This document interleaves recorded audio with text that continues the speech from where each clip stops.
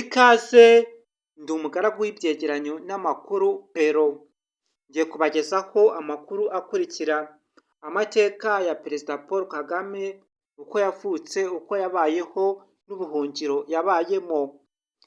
Umwanditsi n'umunyamakuru w'umufaransa François Sutter yanditse igitabo bita Kagame Conversation with the President of Rwanda. Ku rupapuro rwa 16 kugera kuri paji 17 yavuze ko Paul Kagame yavutse ku wa 23 Ukwakira 1957. Paul Kagame yavukiye mu bikombe bya Gahinga muri komine ya Tambwe muri Fegitura ya Nyarutarama.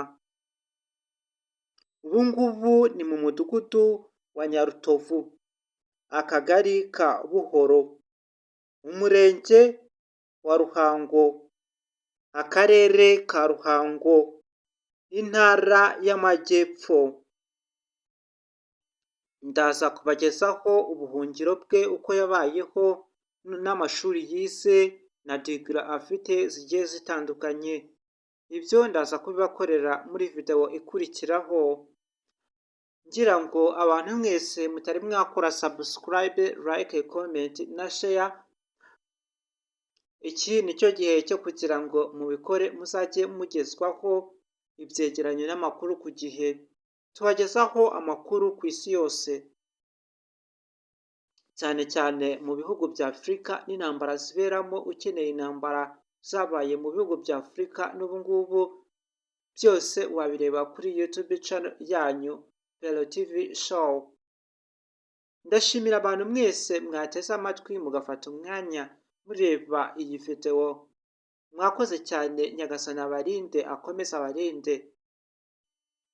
Paul Kagame yavukiye mu muryango w'abahererezi w'abana 6. Papa we akaba yitwa Deogratias Rutagambwa na mama we Asiteria Bisinda. Ukeneye andi makuru y'ingenzi cyangwa se amateka ya Paul Kagame, twandikire muri komenti ibyifuzo n'ibitekerezo, tubiha agaciro. Byaba ari byiza cyane, dukunda abantu bakomantinga bagatanga ibitekerezo.